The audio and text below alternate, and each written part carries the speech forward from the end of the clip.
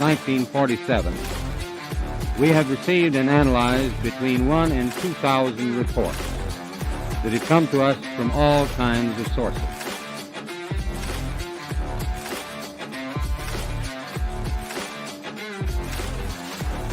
Oh, fleet of them. What's on the ASA? My gosh. That's not LNS though, is it? It's not LNS, man. Well, if there's like anything. We have spacecraft from another species. We do, yeah. How many? Quite a number. Unidentified Anomalous Podcast.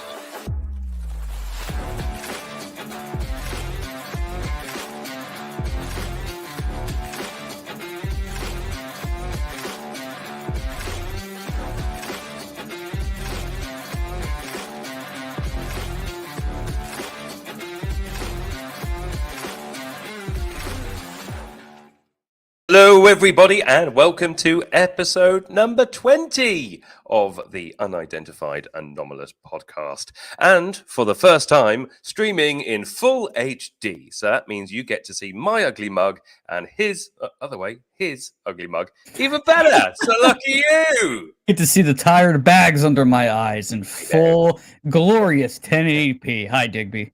Hi. Have you noticed the sunburn? Yeah.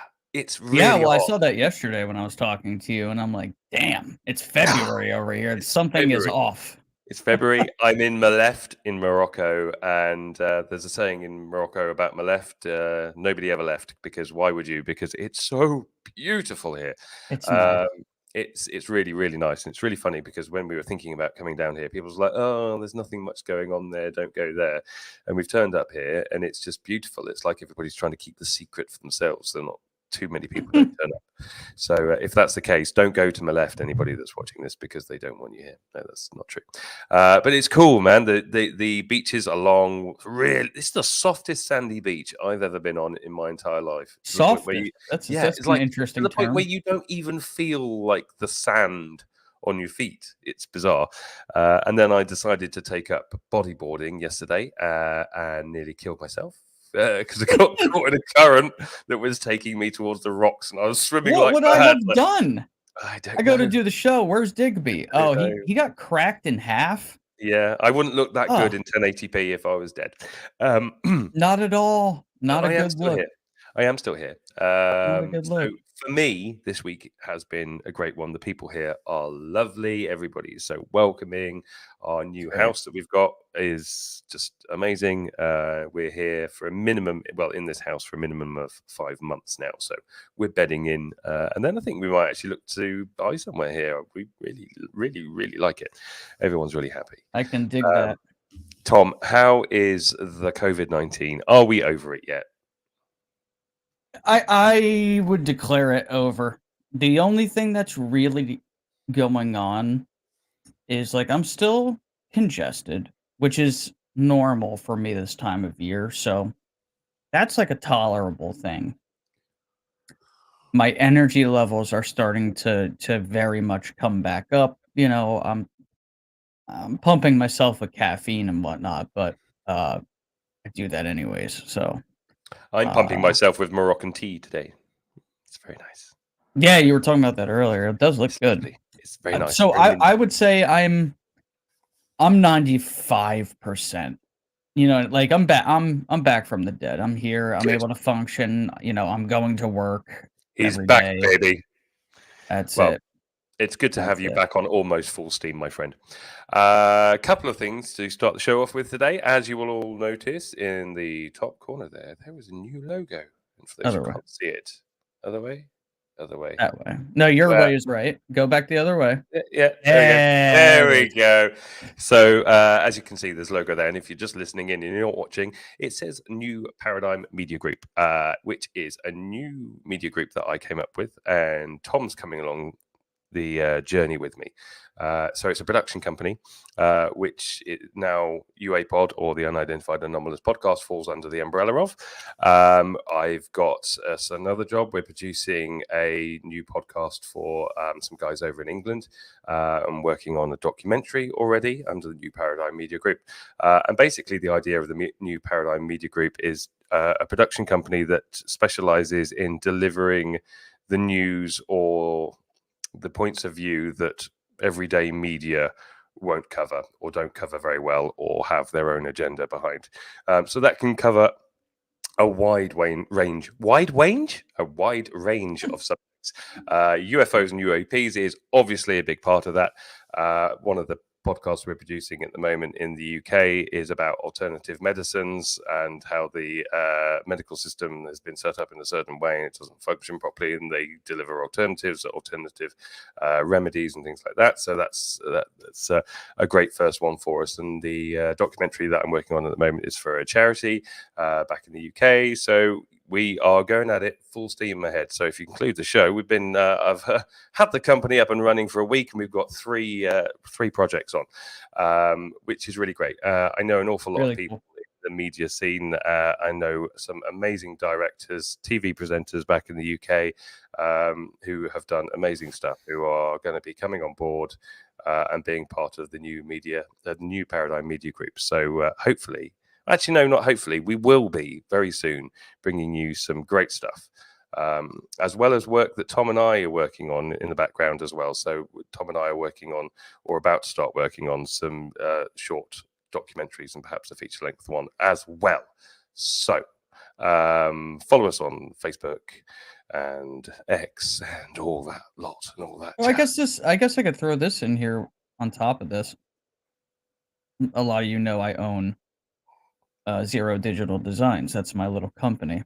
So this is kind of an opportunity for me to potentially, merge it into this larger conglomerate and maybe create some more opportunities for that.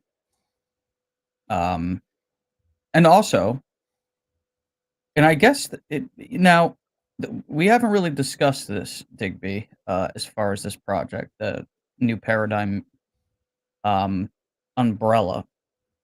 But I started writing my book. Mm-hmm. I guess we could put it out through this, right? Yeah, absolutely. You know what I mean? Like what I'm doing is I'm dedicating at least an hour a day to writing it. Yeah. And sure. it's I know really some great editors. And it's not like a fiction. It's like I've always wanted to do like a sci-fi novel and stuff. That's not what this is. This is very much in the same breath as like a John Keel or like a Pasulka. Like I'm writing about a lot of the high strangeness and things that I've experienced over the course of like my entire life. Some of the things that I've personally researched and stuff. Like there's gonna be a lot of stuff in there that you guys have never heard of before because they happened in my life. They happened to people that I knew personally. There's speculations in there, but I will tell you guys very early on. I'll give you guys the name of the book. I really like it. I intend for there to be multiple volumes of it because I really like writing and always have. I thought the name was really cool. Like if I saw it on like the cover, this was the goal. It was like if I saw it on the cover and I was walking through a store and I saw this, I would probably be like, ooh, what's that? I'm calling it Enigmatica with a K. Enigmatica Volume 1. And there's going to be a lot of really interesting stuff in there. Yeah, UFO related, obviously. Paranormal. And then a lot of things that are so strange that they really just don't have a category. Just weird stuff. Whether it be synchronicities and just stuff that I think you guys will enjoy. And I'm just going to write it. I don't know how long it's going to be. I don't know when it's going to come out. It'll finish itself. And then I'm going to try to put it out and see what happens because I like writing. It's pretty much I'm doing it because I like it. That's pretty much it. Like I like doing it. This is the thing, actually. And when I left the UK and I left my job behind and I shut the pub and everything like that, and I started on this journey with you, it was like, how am I going to make money? And I stopped focusing on that part. And I know that sounds really stupid because you've got to focus on making money. Instead, I focused on doing something that I really loved, which was this show and producing things and playing around with videos and editing and everything like that. And because I forgot about the making money part of it, it just turned up in the end, and it came to me rather than me chasing it. And that means that I now do something that I really, really do love doing. I'm going to get paid to do it. And the content and the creation will be better because it's not driven by financial means, by financial gain. It's driven by the passion, because the passion is what got me here in the first place. So I think there's a lot to be said of, it's sort of, to coin a phrase from a famous movie, if you build it, they will come. And that's the case. Do something that you love, and the way of making a living out of it will come to you. I'm just lucky enough that I was in a position where I could take the leap, and I understand that everybody isn't. There's something that I want to touch on quickly. Tom touched on something the other week with his little Twitter rift that he was part of. So I've got my own one this week, and this may upset You sure do. This may upset some people. And I lost 30 followers because of my comment, but then gained 100 because of it too. So I'm winning on this one. Isn't that just like a filter though? It's I feel like I separated the wheat from the chaff a little bit on this one, which I'm very happy about. Anyway, I'll get to the point. And a previous guest of the show, Ashton Forbes, was hitting X again last week, and this time he was attacking James Fox and Gary Nolan on a post that James Fox put out. Now, Ashton's done this before, and I very kindly sent him a message saying, Ashton, I really don't think this is a good idea. These guys are well respected within the community. If I was you, I'd leave them alone. To which he responded via email to me saying, if I wanted your effing advice, I'd ask for it, which really got my back up. Anyway, he apologized a day later for his message or whatever. So I let it go. This week, he did it again. And do you know what? I'm just sick and tired of it, because this community doesn't need to be like this, trying to compare yourself to Gary Nolan or James Fox and trying to tell everybody that you're better than them and that you do more for disclosure, quite frankly, is the biggest load of BS I've ever heard in my life. He covers one subject, whether it be true or whether it not be true. Unfortunately, him and his personality has done nothing for the potential disclosure of whatever may be going on with flight MH370. And because of the comments that he made and the fact that, quite frankly, speaking for myself, I want to separate myself from the toxicity, we have decided to remove the episode with Ashton Forbes off all streaming platforms. So that's all I'm going to say about it. I'll chime in, because I wasn't actually in the comments when this was happening. I believe I was at work. I would rather, and again, this is a general statement, I would rather distance myself from people that are just constantly attacking other researchers. I don't necessarily want to be associated with someone that, and this goes for anybody, really, that is putting themselves up on a pedestal and then is pointing their finger in all these different directions, like grifter, grifter, grifter, good. That's not, I don't like that. It doesn't do anything for actual disclosure. It's not research based. And in my honest opinion, as you guys know, I don't get into it with people. I really don't. I have spoken to Gary Nolan quite a number of times, publicly through comments on X. I think he's one of the smartest human beings that's walking this earth. We have corresponded with James Fox and his wife. They are lovely people. Mm-hmm. They Absolutely. are just... James Fox is following his heart. He is passionate about what he does. He goes out and he makes films about the topic. He doesn't demand that you believe anything, but he leans in certain directions and he lets you come to your own conclusions. That's what I do with my content as well. That's what we do with this podcast. We talk about things that we find interesting, but we're not saying, hey, you're bad because you don't agree with us, No. or you're wrong because you have a different opinion on a particular topic. That's the shit that's been driving. I haven't talked about it. I haven't said anything. I've kept very quiet about certain people, but I'll be very, very clear. That shit rubs me the wrong way.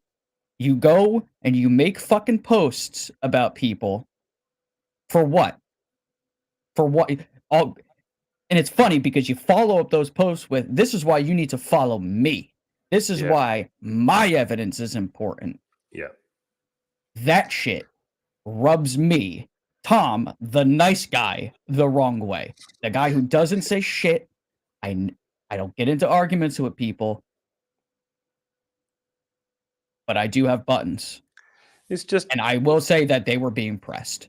There are certain people I don't follow on Twitter and have blocked because I just don't like seeing that side, and I don't think it's necessary. And there's too many trolls out there, too many people spreading rumors about people, doxing people, quoting people and on Twitter, on X, and I really have had enough of it. And this show is like not going to be party to any of that. Let me be clear. I'm not stating because of this that I don't believe in MH370. I'm very much on the fence. Yeah, this is separate from this. This has nothing to do with the body of evidence or any of that. So this isn't a statement of whether I believe in MH370 or not. And Sandy, I know you've put a comment in the post in the comment section there, and I know that this is a difficult one for you. In fact, it was thanks to Sandy that we actually managed to get the interview with Ashton in the first place, and I will always thank her for that because it was a good interview. And he was a nice guy when he was here. He was very nice. I liked him a lot. Yeah, I know, but I cannot carry on communicating with somebody that is going to attack people like that. It's just I won't be party to it. This show will not be party to it. And with setting up the New Paradigm Media Group, I want to make sure that every part that we put out from every source, whether it being producing something for a third party, whether it being producing something for ourselves, I always want to make sure that I completely believe in what I'm putting out there. And if I don't, I won't put it out there. And that's the reason. Tom and I want to create a media company, a podcast, whatever, that has heart and that stands for what it believes in, and that starts today. So there we go. Treats people right. Yeah. At the end of the day, I'm a middle class guy that gets up and goes to work in the morning like the average person. I am the average person. So no, you're not. I mean, I think beautiful man. You anyway. I don't. But this doesn't let me also just say too. This doesn't mean. When things like this happen, that we're now going to go out and make a hit piece about somebody. When this type of thing happens, we're distancing ourselves. That's how this works. That's how I operate. If somebody's acting a certain way that I don't agree with, or they put out a really racist tweet or whatever, guess what? I'm just not talking about that person. I'm not talking to that person, and that's it. Right? There's no reason for me to beat that person up, because to me that's two wrongs don't make a right. We're just not going to be party to anyone that's going out and just constantly bad mouthing people. It's one thing if you have a genuine opinion that is in opposition of theirs and you politely express that, and it's in an open forum where there's mature debate and everybody can kind of shake hands and still wish each other well at the end. That's what I'm about. If you disagree with me, if you come into this chat and think that I am wrong on something, if you do it with respect and courtesy, at the end of that conversation, I'm going to be like, well, hey, you know what? This is my opinion. That's yours. Yeah. I hope you have a wonderful day and hope we can talk again soon. Somebody left a negative ass comment on a tweet of mine the other day, and that's exactly what I did. I wish them well. That's just who I am. That's just what, you know what I mean? Life's too short. Life's too short. Yeah, absolutely. And you've It's got not, to you know. you've got to make yeah. sure that you listen to other people's points of view, and that's not what You this have is to. about. I'm happy to listen to anybody's points of view and respect their point of view. We don't need to agree with it, but I welcome everybody's points of view. Okay, that's not what this is about. It's about being able to conduct yourself cordially and being respectful to others. And if you're not going to do that and you can't do that, then we just don't want party to it. And that's I think that's what it comes down to at the end of the day. I agree Anyway. with that. I agree. Anyway, We just want to be nice to people. That's it. indeed. Really simple. We've got a guest coming on today, Tom, haven't we? Yeah, Who Paige, coming on? Paige Speaking Fox, of our first foxes- female guest. I know. Very This exciting.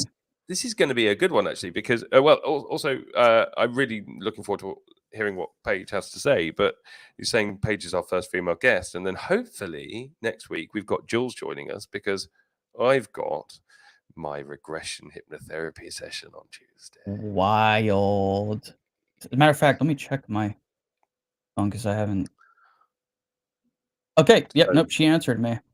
Do you Oh, have a there we go. recording link or is it a Twitter space? There we There we go. I sent you. So- You guys are hearing this all in real time. I'm I going to sent you the mute link. him for a second. So, mute Tom while he types very heavily on his incredibly loud keyboard. You can unmute yourself in a second, love, okay? So, yeah, on Tuesday coming up this week, I have got a long session online with a wonderful hypnotist. I think is what she has to be called in the States. In the UK, we'd call her a hypnotherapist, but you guys have funny laws. So Paige is going to do a regression hypnotherapy session with me on Tuesday, which I am recording. And it will be played on next week's show, which is incredibly exciting. The idea originally with Paige was that we were going to invite somebody who is an abductee to come on the show and do a live regression session, which is still in the works, but will be done further down the line because we want to make sure that the person who goes through the regression has the therapy to go with it, and that they're not just thrown in front of a camera and have to go through anything traumatic. So we want to do the process, which means compensating the said hypnotist for their time because it's an entire day. And why shouldn't they be? So that's going to be coming on down the line when Tom and I have got the money together to pay for that. But in the meantime, I'm really excited about this because I believe that what has happened in the past to me that I can't put my finger on is what has led me on this path. So I think there is something in the back of my mind that I don't know, whether it be from an abduction or whether it be from a past life or anything like that. I don't know. I think my session with Jules is about 3 hours long on Tuesday. So I will record it or edit it down, obviously, because nobody wants to hear 3 hours of me crying about some childhood trauma.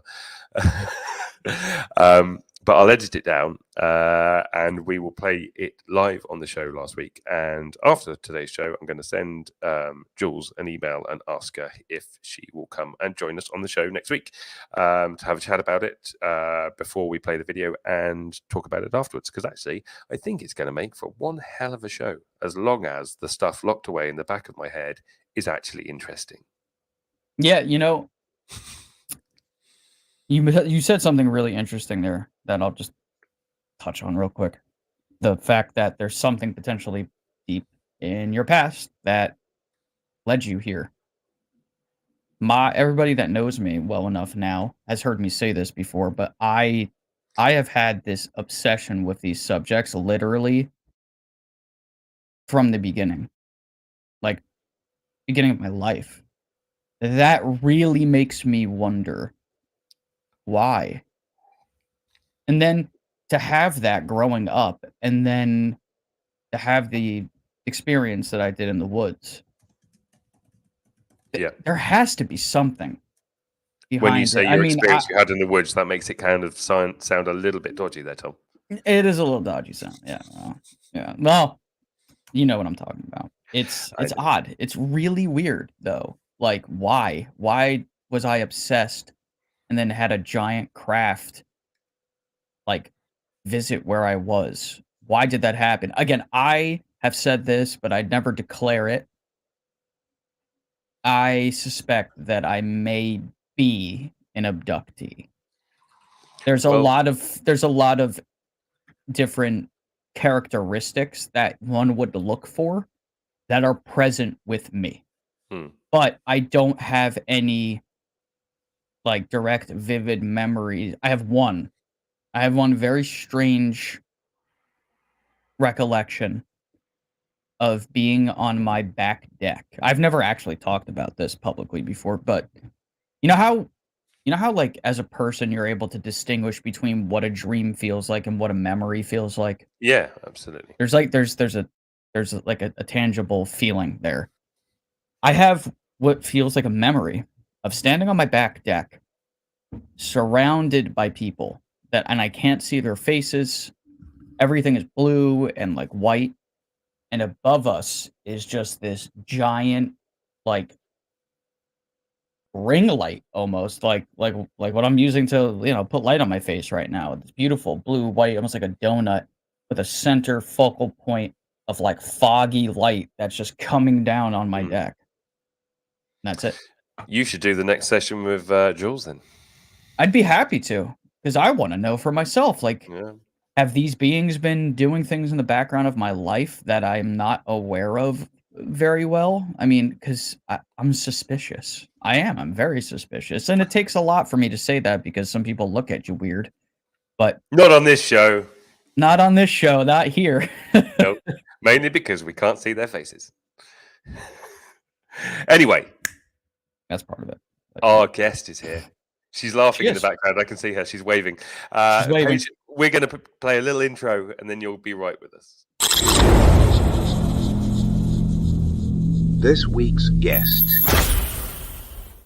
Tom, you do the honors. Paige is a person that I found on the internet.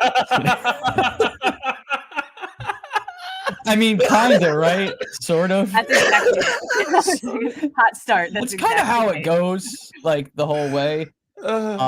Paige, we've been talking about having you on the show for like months. Yeah. And then there were like malfunctions and football games and all types of stuff has happened. Why don't you tell everybody who you are in your own words? I feel like you would do yourself better justice. But, Yeah. Don't give us your address. Yeah, no, I won't. No worries. So my name is Paige. I mean, I kind of have said this a couple of times, so I don't want to repeat myself too much, but I got involved in this subject really only within like the last year and a half, 2 years. I know you had just mentioned that you've been looking into this forever, and I'm so opposite from a lot of people who have been involved in this stuff, but I just started looking into it like a year and a half ago, based on a lot of different films and documentaries and things I had read. And I ended up reaching out to a couple of people in the scene who, because I saw all of these things that were happening that were seemingly very legal minded, they were impacted a lot of things legally. And I was just like, what the hell is going on? There's so many things here that are happening. Why is somebody not saying something? How is this not more in public consciousness? So I reached out basically saying like, I'm an attorney. It would be, my thought is to get like a group of attorneys together to kind of represent different individuals in the UFO community, on all different areas, just because, like I said, it didn't take long for me to be involved to realize just how stigmatized it is and how many people are impacted negatively. And so what it really was there, it kind of started with like, I was seeing all these wrongful death things. And then it was the whistleblower legislation that came out, and the abductee scenario is a whole other topic that I've started talking with people in, and that there's just so many legal impacts to this stuff that I essentially got pissed off and just reached out to people like, there's got to be something we can do here. And it went from there. So I worked a little bit. I went to like the disclosure conference in DC and got to meet people that way. I met Stephen Diener from UAP and Dr. Stephen Greer I met while we were there. And so I got like really introduced to the scene very quickly and met a lot of people very quickly. And now I'm here. So amazing. Yeah, right now the whole thing that because it's interesting that you guys were talking about right before this attitudes with people and different conflicts and stuff. And what I had seen early on was there were so many very obvious little cliques almost, and all of this stuff. And so being seeing that and be like, okay, what if we just all united, if we could all just kind of see each other's perspectives and use the different topics. Because I know, like I said, I started out working with a few people who others don't necessarily, we all have varying opinions on everybody. But my goal ultimately was to try to help connect everything. Yeah. Beyond the legal stuff, just kind of get people to see that all of this information that everybody has, even though it's different and in a different area, it all still connects and it's all still so super relevant. I mean, Tom and I have talked about this in the past, personally and on the show. If people on UFOX actually had the ability to work together and understand their differences rather than criticize people for their differences, then disclosure would probably already be done by now. Exactly. But there is an incredible amount of infighting, and it goes back to what we were saying at the beginning of the show. We don't have a problem with people with varying opinions. We have a problem with certain people's attitudes when they're pushing them on other people, the aggression, the tension on X. This is what we don't need. Just because you don't agree with somebody, you watch a piece of footage and you think it's real, great, that's fine, that's for you. Got your own reasons. To turn around to that person and go, oh yeah, you're an idiot because you believe the jellyfish footage is real, or you believe in whatever, it's just not necessary, because we don't actually all have the answers. Nobody has the answers at the moment. This is the point, right? We're all basing everything on best guess, right? There's only so much science that can be done at this moment. You're absolutely right. And all of our realities are real, whatever one person says, it may not be relevant, it may not be important to you, but it doesn't mean it's not relevant at all. What you said in your opening comments there, actually, I want to touch on one of those bits, because this is a big one, and it's something that again Tom and I have talked about in the past: abductions and the legal implications of that. That's a big one. That's a juicy subject, especially when you consider the fact that the US government and other governments around the world potentially have allowed abductions to happen in exchange for something else. The legal implications, the ramifications of that must be completely and utterly mind-blowing. It is. I mean, yes, and not only allowing it to happen, but depending on which narrative you're following, we're part of it. We're very much a part of it. I've heard of quite a few abductions being on bases. So obviously there's something going on with military or our government to allow that stuff to happen consistently. So you're familiar with my labs? I don't know. So it's just military abductions. It's just an acronym that they have for it, where an abductee remembers being, like you said, maybe on a base and there are NHI present, but then in the background of the room, there's clearly US military officials that are there as well. What does that mean? Absolutely. I mean, that's not uncommon at all. Seeing a human, some sort of human, whatever their role is, along with a being is, I feel like, very common.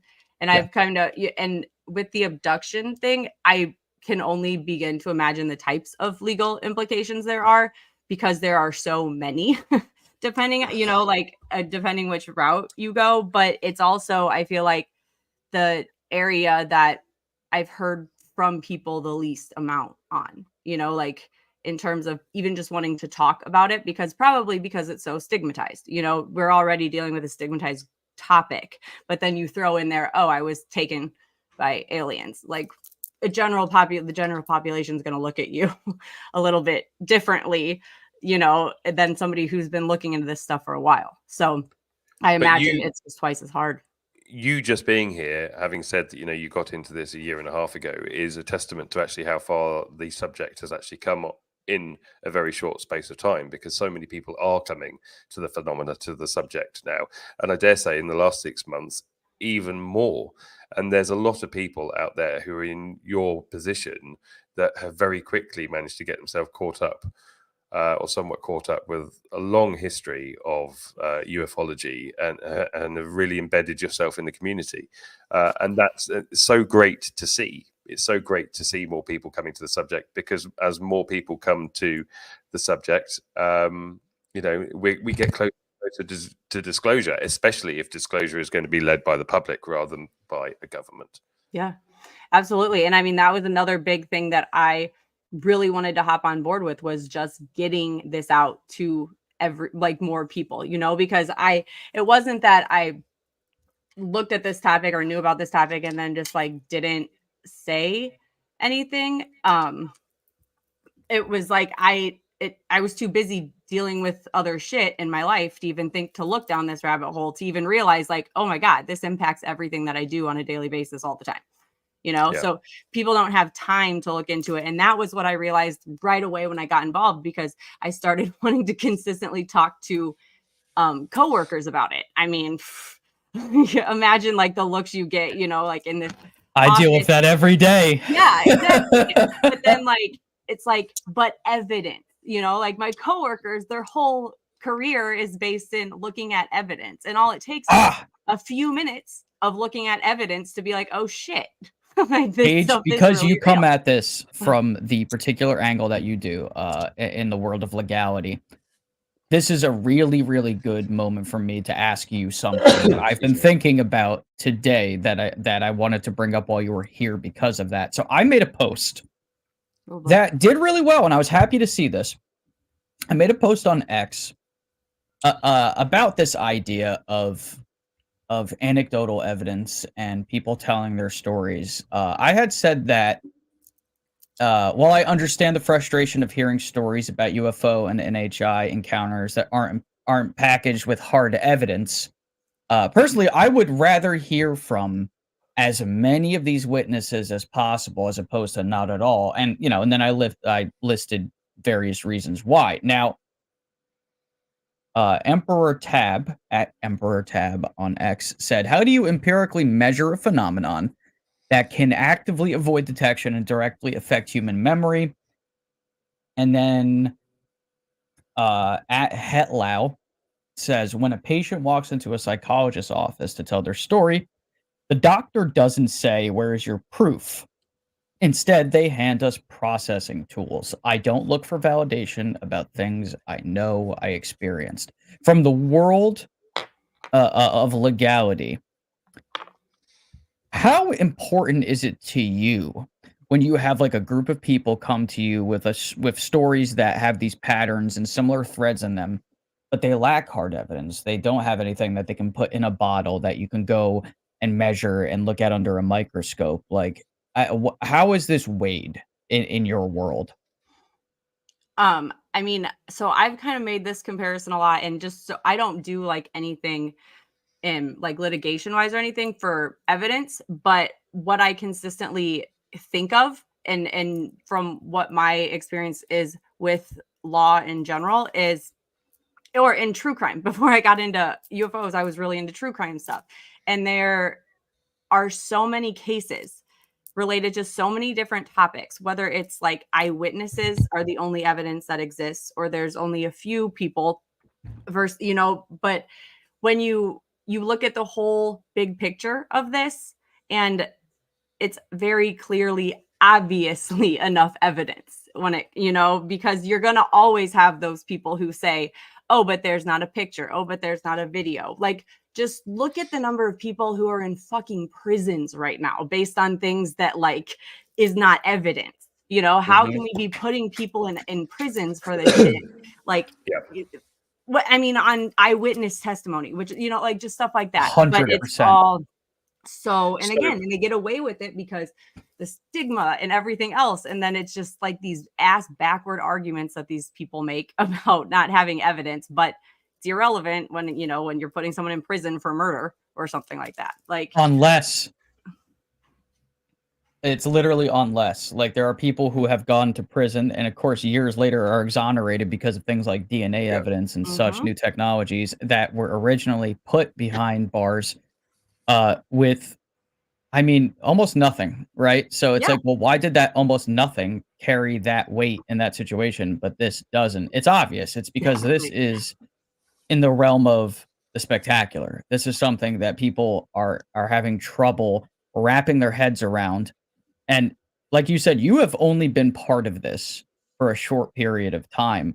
I'm really curious, like, what convinced you so quickly?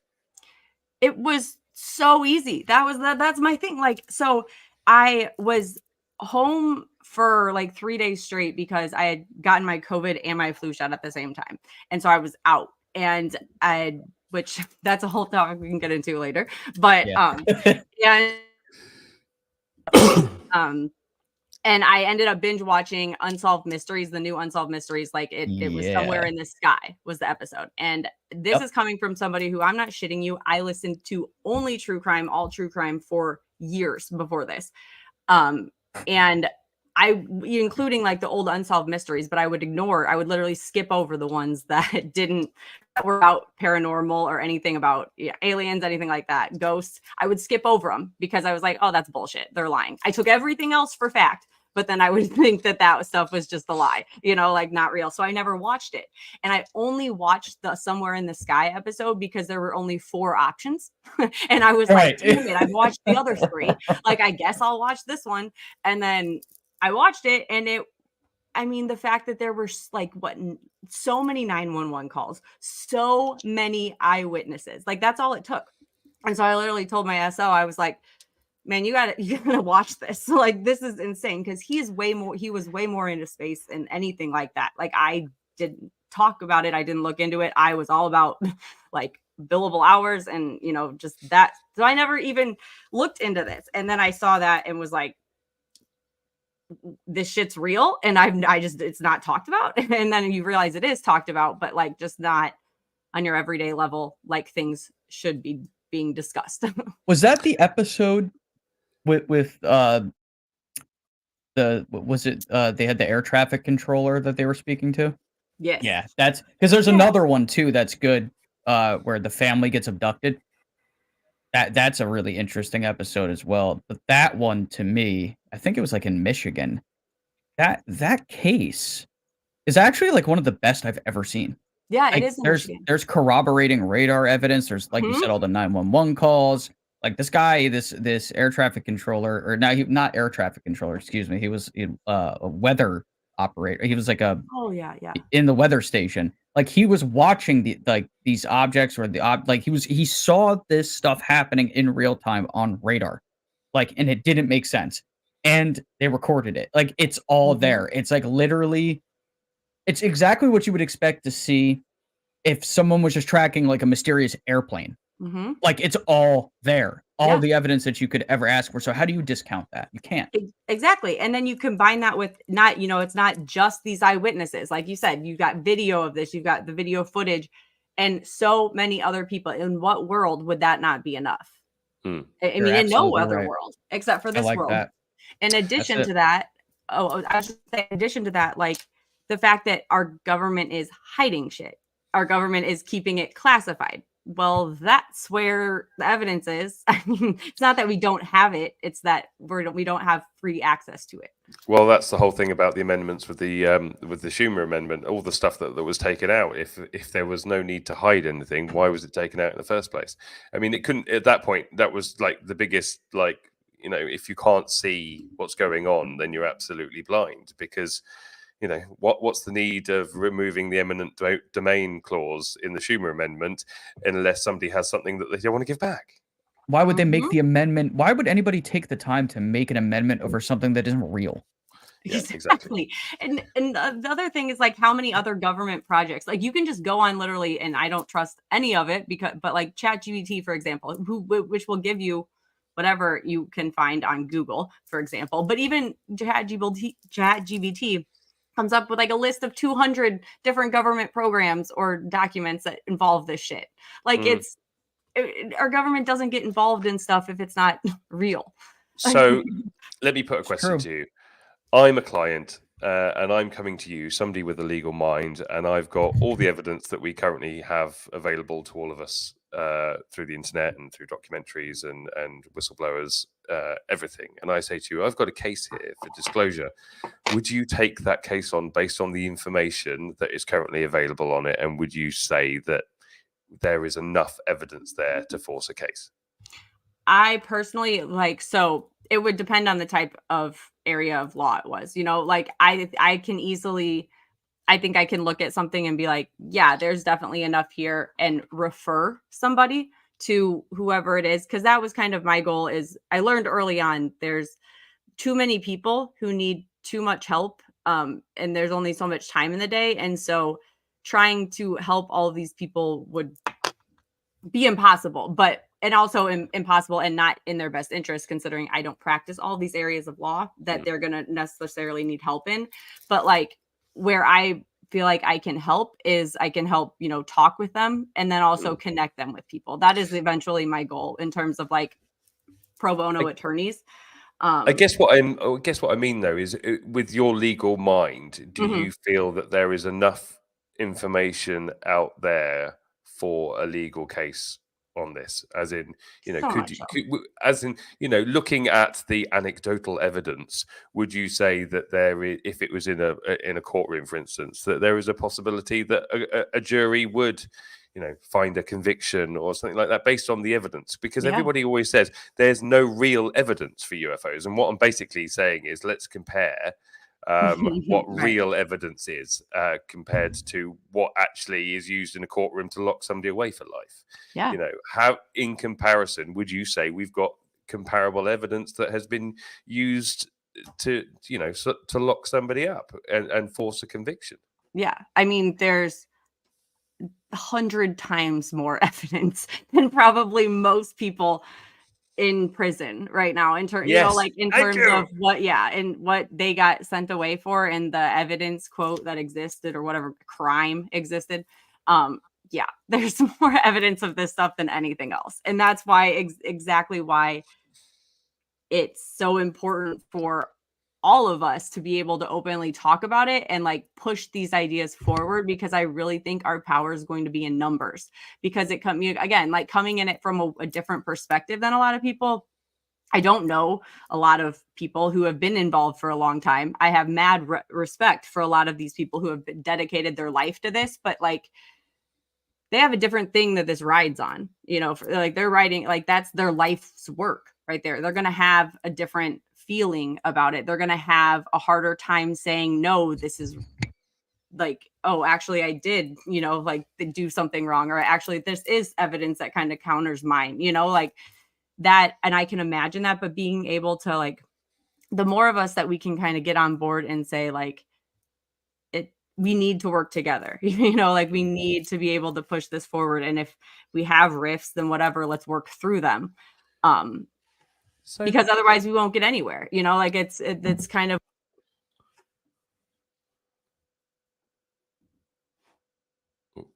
Paige has muted herself by accident. Oh dear God Almighty! Press. It's on. Look at your. Something. There we go. There we go.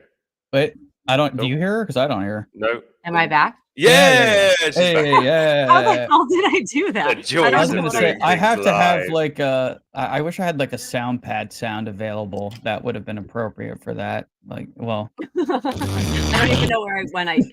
I talk with my hands a lot, so I'm trying to like hold on to this, but I may have hit the button. She's gonna throw it out the window in a minute. Oh, it's gone. There's lots of little fidget toys. Good work. Good work. Yes, well done, Tom. Great Tom's success. got great success. Oh, this show, if this wasn't live, my there would be great country of bloopers. Kazakhstan. Yes, absolutely. Anyway, I love I don't even know what I was. Yeah. This is Anyway, well, I can't remember what I was going to say. I was going to say. Here, I'll break the ice. I'll break the ice. Yeah.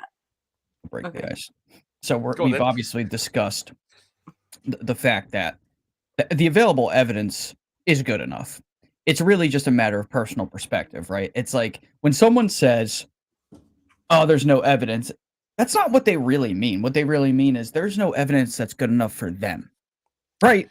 Yeah. You know what I Well, mean? That's remember that's what I how was gonna I say take now. it, at least. Yeah, and this Yeah. brings me on to what I've forgotten. There you go. I'm good like that. Yeah, you are. You're right. That's why we're a good team, Tom. You know, the thing is, it's like you've just come to it in the last year and a half. There are so many people. Let's face it. The vast majority of the population of the planet hasn't come to this subject yet. Not quite. They're not there yet. But what more is it going to take for them to realize? You know, we're saying, look, there's enough evidence here for a slam dunk case in the fact that UFOs and NHI and aliens exist. Why is the rest of the world still so far behind? Why are they not catching up? And what do they need to see to make them believe? Or is the rest of the world just really asleep and completely brainwashed, and they're told not to believe in them so that they don't?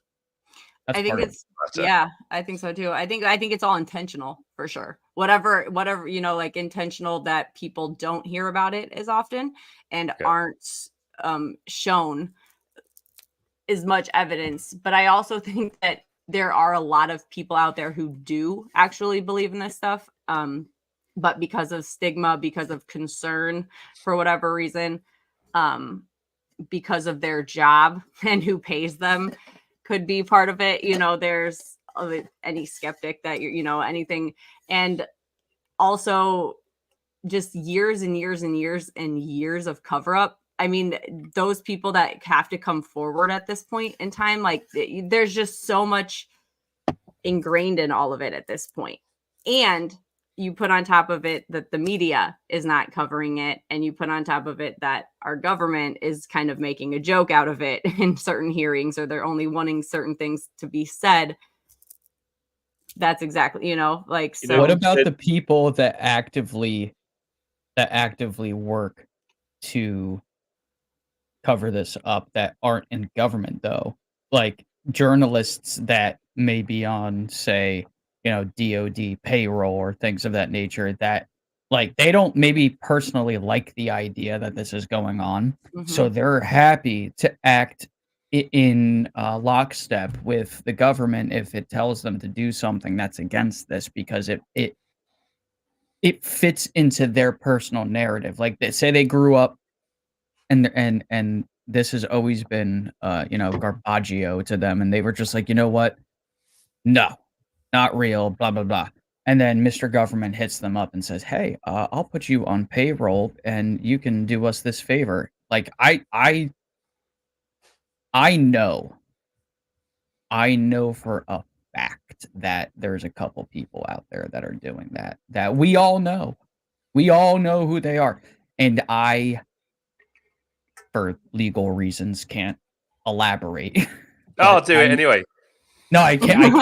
I literally, because there's an active investigation, we'll say, being done. I think I by have an certain idea people. of what you're talking about. Yeah, Like there's specifically on Twitter, like that sort of, or people, yeah. Oh yeah, Yep. I think that it's everywhere. But I think I have. there's those armchair skeptics that no matter what gets released, they always have some retort, and it's not about following the facts or just examining things from an unbiased standpoint. It's always the starting point for them is it's BS. Now let me craft a narrative around that to fit the fact that I want it to be BS. But what I'm saying is that there are a couple people. One I'm talking about, though. I am talking about one person, actually, that I know for a fact that they have been handed money to do this. I have seen the evidence of this. It was months ago, actually, in passing with somebody that I happen to be really cool with over Twitter. And it pisses me off because, to me, it's like we have all these legal ramifications for things that people do wrong. And I feel like that they get away with this. Like, to me, you are subverting fact, right? It's almost it's like in the same spirit as like false advertising and things of that sort, which there is legal ramifications for doing things of that nature. But in this particular world with UFOs and things that people just don't understand properly, that seem to you know, be evasive as far as our scientific measurement and things of that nature, because it probably knows what it's doing. It's a force of some kind. There's no penalty for this at all. Someone can just pay someone else to go online and be like, well, all these experiencers, all these abductees, these people who have real trauma, it's very real to them. The guy that saw the radar tape, they're all lying, and I'm right, and it's a balloon. Yeah. And they're the ones with like, couple million followers or the biggest amount of followers conveniently too. Well, it's because it gives the people who don't want to believe in UFOs the security to go, yes, look, there we go. I feel safe now because he's debunked it. I've said this before, debunkers have one purpose to debunk. It's the people that are interested in ufology who are the non-biased ones, because we look at footage and we go, right, do we believe this is true?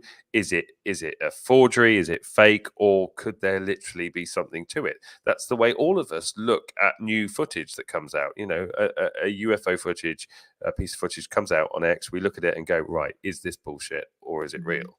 Right, and then we analyze it. Some analyze it more than others. Some analyze it in really great depth, and we should do, and we all do. Nobody looks at a new piece of footage that comes out at face value and goes, "That must be real." They look at it and they weigh it up and go, basically, we come to it with an open mind. A debunker comes to a new piece of footage and goes, "Right, how can I disprove this?" Yeah, and that's all they're looking to do. And it's kind of like at this point, well, there's just so much there. It's literally laughable. I mean, it's laughable. Like it's not real evidence. Like your arguments for saying it's not evidence are just not, are completely like irrelevant. It makes you question what the motive is. You know what I mean? And it's like, it's good. It's healthy to have people who are debunking this stuff and looking into facts. That's what we need. But we can't have somebody who, and it's very questionable to have somebody come in and just be like, nope, there's no way this is possible because this is what I said. Like right away, that's what? I mean, there's so many things going on here. How can you say that thing is something? I don't even care what it is. You cannot say at this point, I don't think that it's safe to say that anything is like impossible, in terms of like what this is all opened. So anybody that I find who does say, oh, I know this, or I know this for a fact, is instantly, it's a red flag to me. Like, what is your goal here? I have to agree with you too. True. Yeah. From my perspective of being in this for my entire life, I'm 34. I've been studying this since I was able to read, like literally, and it has evolved and morphed. But I mean, how many times have I said, that I'm positive and 100% sure about anything? There's only a couple instances. One instance is that I know something's happening because I saw it with my own eyes, right? And I had another person there that was with me, so I know I didn't imagine it. And it happened at a time in my life where I'm a kid. I'm completely sober. No mental illnesses. I really thought about this as an adult and really examined it. So I know for a fact that someone has this technology. I have seen it with my own eyes. And that's about as far as I can go, as far as what I'm sure of. I mean, I strongly lean in the direction of certain things. But the one thing I can honestly say I know is that somebody's flying around in giant triangles, because that's what I saw. Yeah. But for any, like you said, though, yeah, exactly. That's the biggest part of this, though, is that how many people need to scream and shout at the top of their lungs that come from all different walks of life, that have no skin in the game, that have nothing to gain and everything to lose? How many of those people do you need to come forward? Police officers, firefighters, EMTs, regular Joe Schmoes like myself, right? Like just a guy. How many different people that are clearly not crazy? How many of those people do you need to say that they've seen something like this before you start paying attention? Because they've been doing it since the dawn of like writing systems. We have been seeing these things. It's been going on. It's been with us. Like I even said the other day on X, I said that I personally believe, and again, I'm not 100% sure, but I'm 99 on this one. I personally believe that that most of the religions on this planet exist as a direct result of human beings having interactions with non-human intelligence. That's my opinion, right? Yeah, in And I fact, don't this know is that as a something that Tom fact, and I are going to be working on as a right? documentary based on this fact. But it just makes so much sense when you look at the evolution of language and how we describe things. It goes from, you know, a flying shield to a flying plate to a saucer to a disc. Like, and I'm like, we're talking about the same thing, and in the same threads with angels, demons, and things of that nature. It's like we're all talking about the same thing here. We just have different names for it depending on what part of the world you're in and what time period you're in. Yeah, It's well, all there. It's right in front of us, for God's sake, and yet people are still stuck in the mindset of, is this real or is this not real? Like, I feel like us three here and a lot of the people in our chat right now are past that. We're Well, past that debate already. the thing Now we're is, trying to figure out what it is when you look at the amount of people that believe in religion in the world, which has got to be well over 50%, you know, yeah, and they're dealing with not second-hand information, not third-hand information, but information that is 2,000 years or older. Yeah, that somebody wrote down in a book that we all now believe today, and people take it, pardon the pun, as gospel. And there is actual evidence coming out every single day about the existence of NHI and aliens, and they're still going, well, that can't be true because there's not enough evidence. They already believe in NHI. And then they pop off to church on Sundays. But God's true because somebody spoke about it 2,000 years ago. Now, I'm not here bashing religion because I find that there is actually a spiritual and religious element into the phenomena, as Tom was just saying. And although I would say I'm having a religious awakening, I am definitely having a spiritual awakening, which to some people may be exactly the same thing. But, you know, that's down to everybody else's perspective. Again, it's all similar terminology. Yeah. It's just decide what you want to call it. When it comes down to evidence, you know, you can't say in a court of law and put your hand on a Bible and swear to God that what you're saying is the truth, the whole truth, and nothing but the truth. And God is based on some information that somebody spoke about 2,000 years ago and wrote down in a book. At the same time, you won't take all the evidence that that show that NHI and aliens don't exist. I'm sorry, what? Yeah. I mean, it's a clear choice. Doesn't make sense. Yes.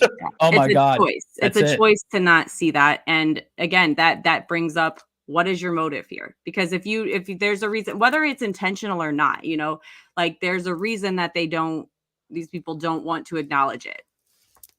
Like, and so, yeah. So Paige, in your opinion, what do we need to do? You're a newcomer to the subject. You're coming at it with fresh eyes, but you've got a legal mind.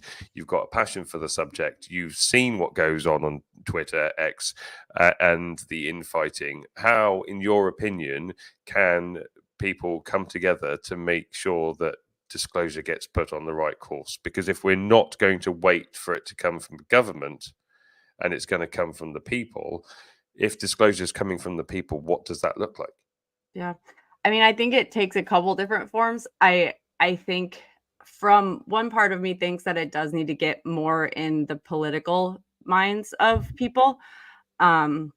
I know someone just mentioned that Grush has been pushing for that, and that makes a lot of sense, you know, to bring it more to a political stance so that we can, you know, people have to acknowledge that it's real, you know, but that at the same time, our government and government programs show that this has been acknowledged as real for a long time. So is that true? I mean, in addition to that, like I watched all the hearings and everything else, but I was really disappointed in a lot of it. And it just kind of, you know, like between the big actors involved in it, and not saying they're actors, but, you know, big names in this Big stuff. players. Yeah, it seemed like a show. It felt like I was like watching a sitcom a lot of the times, you know. It's just like it was almost like a distraction. And it just feels sometimes that like all of the stuff that they're doing, all of these petty little fights, all putting all of us to, you know, against each other, is just keeping us from being able to push it out more and get more into the public eye on it. So I think politics could help, but I think it's more importantly, and I'd say this a lot on Twitter, like it's bottom up.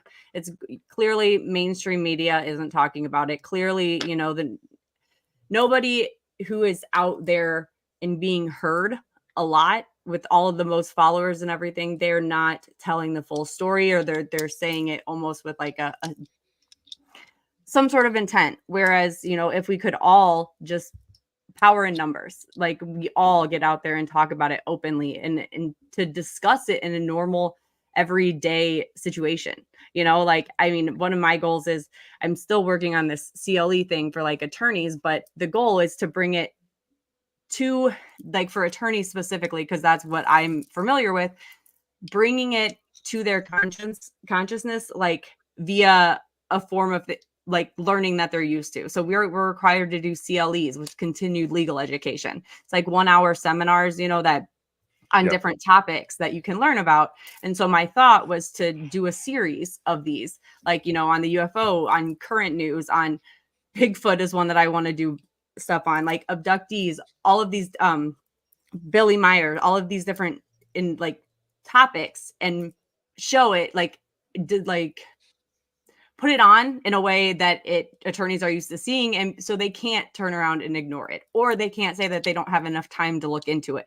Because I truly think that if more people did look into this stuff, they would instantly be caught. It's so easy to see how it's so relevant to all of our lives all of the time, but a lot of people don't have time. So I think that just making it a point to push the message out there and not get too caught up on little things or arguments or, bullshit with people that doesn't matter, or arguing about the government stuff. I don't know. But yeah, I think our big thing is power in numbers, because things like your podcast, and I just started a podcast with Arthur, like ours is like specifically political, because he saw like the political crossover stuff of it, but like you go to all of these different areas and you see how it crosses over with everything.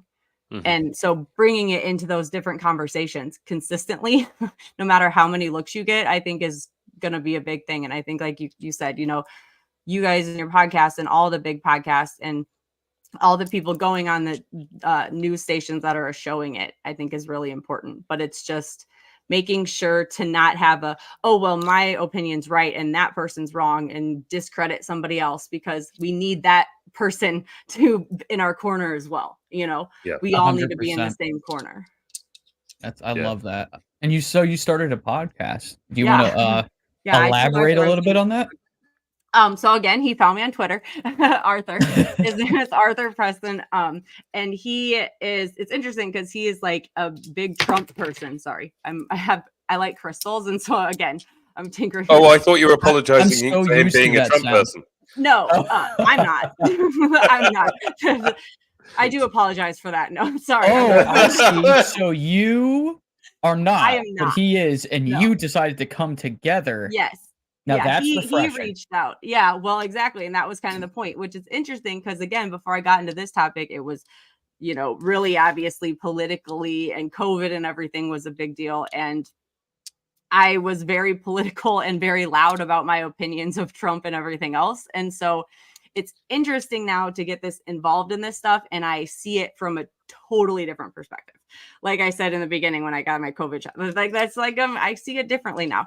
But at the same time, it's, having both of us on there, it's interesting to talk about our different viewpoints on that. I want to watch this. And we haven't, because I support that. I support the idea of a Trump supporter and a very anti-Trump individual coming together and hosting a show together. Like, and you guys are proving it can be done. Like, good on you for that, honestly. Like that, really, that makes me happy to hear stuff like that, because I've always said, ever since things got kind of politically crazy over here, Digby's from the UK, so he sees it from a very different perspective. You don't live in Morocco. You live in Morocco now. It's different. But ever since that started happening, I've been saying, fuck the Western world, man. I'm done with it. I checked out, man. It's like, who you voted for, that doesn't tell me everything about you. No. It never did. Like, I don't hate anybody because they voted for Trump, and I don't hate anybody because they voted for Biden or Hillary. I don't care. Yeah. I don't. I care about what you do.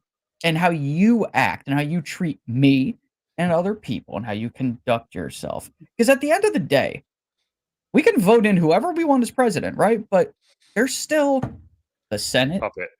the House of temporary. Representatives, Congress. There's still all these other levels to government, and yet And it all those are the falls on only- the one person. And those are only the official levels of government. You're not even touching on the people, And we're not behind even touching on the, scenes that are pulling the strings, the that deep are state. actually the people in charge. And This that's is the other thing. thing too. You don't have This to is the be thing. a conspiracy theorist to believe in the deep No, state. and it's not conspiracy theorists. I mean, quite frankly, if somebody called me a conspiracy theorist right now, I'd wear that as a badge of fucking honor. Same. Because quite frankly, they're right more time than everybody else. The whole life that we live is just full That is true. of fucking bullshit and lies. We've been lied to about everything for our entire history, and that's And then only they the make us history we've fight been about told. And then they make up the history It's to brilliant. tell us that that's true. Isn't And it then they make brilliant, us go though? to school They make so us they can fight over teach it. us Yeah, how to that's be exactly good it. little servants and do as we're told. You know, So right, yeah. seriously, the whole world is absolutely screwed, and that's why I left England, live now in Morocco, and I home educate my children. Right? I respect the hell out of that. Screw that lot. Yeah. Because I do not need my children to be taught how to be good little slaves and do what the governments and the puppet masters tell them to do. Because quite frankly, that's what is happening to everybody who's living in the Western world at the moment. You are a slave. You go to work 5 days a week to get 2 days off to yourself, where you're so knackered that you can't do anything, so that you can go back and do that again, so that somebody can steal half your paycheck and decide where to spend it. Yep.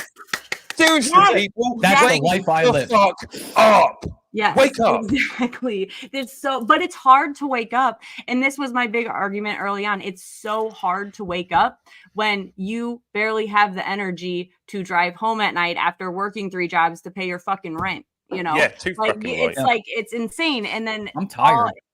and it's exactly. You're I'm tired. always And, tired. Like, really, I deliver furniture for a living. Can I I'm say- exhausted. This That is a is really interesting exhausting. point, actually. Just let me say this, because now we live in Morocco. My wife works a couple of days a week, and I work a few days a week building up this company and doing the podcast and everything like that. It's cheaper to live here. Obviously, it's cheaper to live here, but that gives us a different work-life balance. We basically now live and then we do some work, not we work so that we can be alive. Yeah. Now the difference is that we wake up now and we start our day, we have breakfast, we have a chat, talk to the kids and everything like that, and then we go, right, okay, should we start the day? And we look at our clock and it's like, oh, it's 12 o'clock in the afternoon. How the fuck did we manage to get out of the house by 8 o'clock in the morning before? And I've already been Jesus, at work for 4 I hours. can't even imagine that now. Seriously, I cannot even imagine that right now. And my mental health over the last, how long have we been doing this? 4 months now? Almost 5 months, perhaps? Yeah, almost My 5 months. health has increased exponentially. My outlook on the world has changed. My eyes, all 3 of them, are open to everything that's going on around me, or getting there, certainly. And I just think, how the hell did I manage to get out the door before 9 o'clock? My whole life must have been complete chaos, nothing but stress, nothing but deadlines, nothing but time. You know, people need to wake up to what's going on in the world, because you are being treated as a slave. I'm sorry, you are. Well, it's easy money then too. I mean, you think about like we're so stressed out and so fucking anxious all of the time. Well, what fixes that? Oh, we'll just shove more pills down your throat. Oh, You know, yeah. oh, make big pharma more money. You know, it's all ass backwards. And the tax, like you're so on point with that. Yeah, military industrial You're a fortunate complex, guy, man. pharmaceutical You're really industrial fortunate. complex. Yeah. You know, all Yeah. these things. Yeah, They've got that to killed justify a lot of themselves. my friends, by the way. When the opioid crisis went down, I lost a lot of friends I'm so personally. sorry. So like that's why when COVID happened, you know, I was very nervous because I already saw destruction at the hands of big pharma, and you know, and again, I'm not getting into a conversation about taking the shots, but I was just scared of the situation, like a lot of other people were. Like when the pandemic started, man, I remember this one day I went to work. I was working at a warehouse, and it was like a little bit after 4 in the morning. I had to get up at 3 to go to work and had to be there at 4. And the pandemic had been going on for like 2 weeks. And I remember walking into my job and the parking lot was just there were no cars except for us because we're the only ones there at that time. And it was a little windy, so there was like paper flying around. And I'm walking into my job like I felt like I was in some weird like dystopian like Orwellian Netflix series. And I entered the store. I had to put gloves on, a mask, all this, and I'm like, what the hell is going on here? Like, and you know what podcast I was actually listening to that morning? I don't know if he's still here, but disclosure team, Vinny. I remember when I decided that I wanted to like really jump into the public UFO situation and really start making content about that, like which was actually originally why I started my channel. I was listening to Vinny interviewing like Lou Elizondo, I think it may have been, and I was like, you know what? I want to do this. I think I'm going to try to do this. Here we are years later. But still, I still have to. Now, listen, my job, I have a good relationship with my boss. He's a good guy. I like the people I work with, but it's hard work, and we've had a lot of stuff thrust on us. And we had a meeting the other day. Now, my boss knows what I do. He knows about the podcast. He knows about my company, all that, the YouTube channel, and very much supports that in spirit for sure. And asks me about it too, which is it means a lot to me when he does that. But when we're like at work, it's like we're supposed to get into this mentality of like that's like all that matters in that moment, and I'm like I can't do that. Can't. I'm always thinking about Sundays. I'm always thinking about hitting up our guest. Like I'm at work and I'm like, I gotta text Paige. When we're done this delivery, I gotta text Paige. I gotta call Digby. Like it is impossible for me to just be in this 100% state where I'm 100% focused on something that I'm not enjoying. Quit it. And what's the point? Like It's if just you look it's at to it, pay my bills. exactly. It's to pay my bills. And that's what it's interesting that you say that because I like early on, I mean, again, all the timing of this was really interesting because I started looking into it October 2022, and then it was right around October 2022 was when I was getting really sick and I was working so many hours because I was at a new law firm and I was an associate for the first time at this bigger law firm, and I had a billable hour requirement, and I was killing myself. Literally, there was one night at like 3 a.m. John came out and was like, babe, you're literally killing yourself. And it was like, I am. Like, and for what purpose? You know what I mean? To bring in money. Yeah. And at the same time, part of like, I got this guilt session kind of from an older generation that was like, you're in a good position. Like, you have this good job. Like, and what are you doing? And I'm like, I'm going to like explode. Like, I cannot handle all You're of not this living. Exactly. And so that happened at the same time. And I just quit my job like at the time. And I didn't have a plan. I paid 3 months ahead on bills, which again, not a lot of people can do. Like I was fortunate enough to be able to have saved money to do that. And I did it because I was going to lose my fucking mind. I was like, like I was working all of the time. I was sick for like 4 months straight because of the stress, and then you start looking into this stuff. So while being miserable for those months and still like not feeling like I'm doing anything and still being sick all of the time, combined with like seeing this other world of things that it's like, what? We don't need to be doing this. Like it doesn't matter what you're doing. Like we all deserve a better life than we're having right now, especially in the US, like for US, like you said, like everywhere, because we kind of it's the same shit on in the everybody, UK. but It's the same in the UK, and that's why we left. I mean, I'm not being funny, but the rent that I'm paying for this house that I'm living in Morocco, and I know that living standards are different in Morocco and the poverty level is different.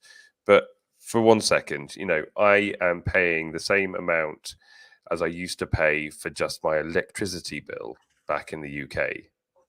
And I have a 4-bedroom house with 3 lounges 2 kitchens, 2 bathrooms, 2 toilets.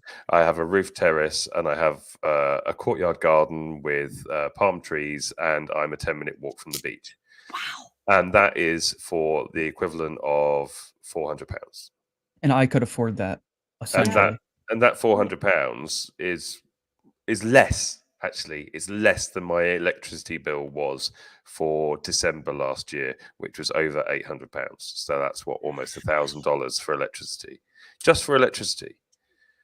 You know, It's so you insane. have Everything's to so step expensive over here outside. right now, too. You have to step outside of the bubble of the country you live in and Yeah. realize. And people look at places like Morocco and go, "Yeah, but they're a poor country." Are they? Because actually, I see a load of people walking down this street around here that are happy and that are living their lives, and they're smiling and they're polite and they're nice to people. So they're And rich no, in do they spirit. have the latest iPhone 15? No, but they don't fucking want it either, because that's actually not what's important in life. Yeah. Maybe that's why they're Unless happy. I'm going, I need to have a better job so that I can buy better stuff. And then you think about that, people are trying to sell you better stuff. You know, you're working harder so you can afford that stuff. And then look at commerce the way that actually exists and realize that it's all bullshit and it's all a lie. And that money is the root of all evil, because the people who control the money doesn't exist. It's a fiction. It's a fiction. It's not even physical money anymore. It's numbers that they can add or take away from a bank account. Yep. You know, if the governments don't, if money's real, they don't need to charge you taxes, because they could just pay themselves more money. They could allocate money to the tax. You know, we've all been told a lie, and you're told that you must work so that you must provide for your country. Yeah. But Agreed. it's bullshit. It's all We should bullshit. all go live with Dick. I'll go live. I want out. I've got spare room. And got Sandy, you spare are room. right. Yeah, it is the Matrix. You know me. Yeah, it is. It is. It really is. It's like a control grid that we all live in. It's like I always wanted to, like, I'm a musician, and I had this idea for like a music video. I wrote this song years ago, and I still want to make it one of these days, where, like, well, all it would be is a Sunday to a Sunday, and I would take a time lapse. I would take time lapse footage of, like, my regular life. Get up, go to work, do the thing, rinse, repeat, rinse, repeat, rinse, repeat, rinse, repeat, and, like, and just show it and be like, this is why I do the podcast and the YouTube channel, because if I can change this, like, Break the weird, cycle. like, Groundhog Day thing, I will go running down this street naked in joy. Like, I will be so happy, because I just feel like there's it's not about, like, this is a good way for me to put it to people. When you, like, donate to, like, the channel, or you become, like, a member with our podcast and all that, like, the financial aspect of what we do, it's not about the money. It's about the freedom. It's freedom. That's what this is. Like, to me, being able to do this, and then it transforms into, like, I'm doing it for a living, that means I don't have to clock in somewhere. I don't have to sit in an office and answer to my higher ups about why I was late, or, like, it's freedom. That's all it is. It's not about, I'm not worried about going out and, like, buying a Bentley.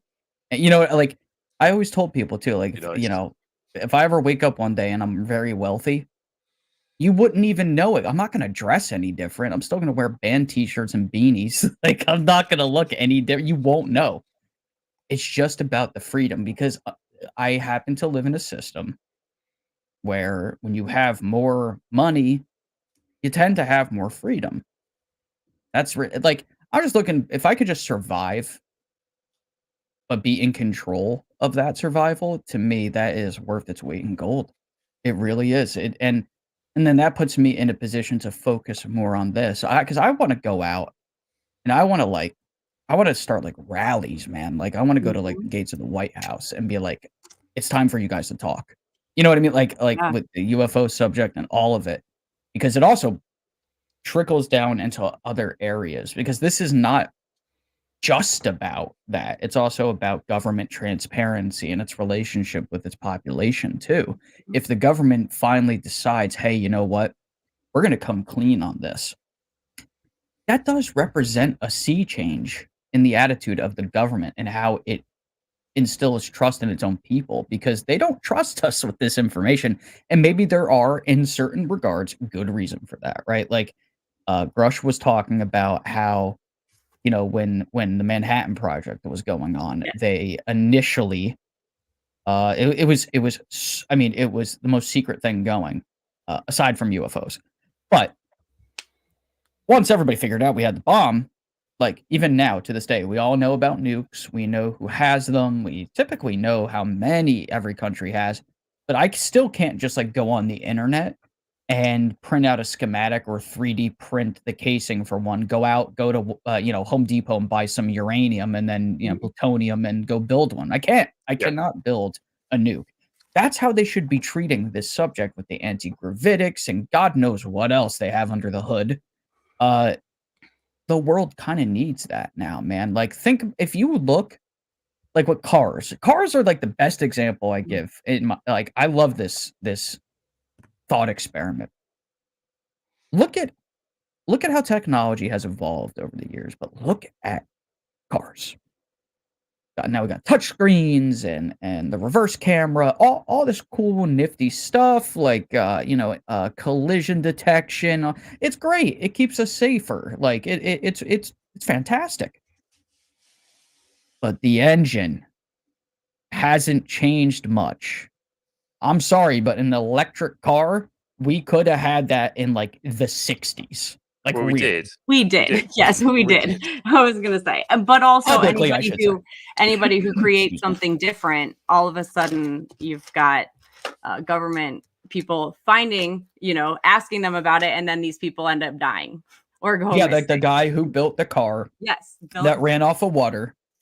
And this is a real story. You can go look up. He was in a restaurant with his wife.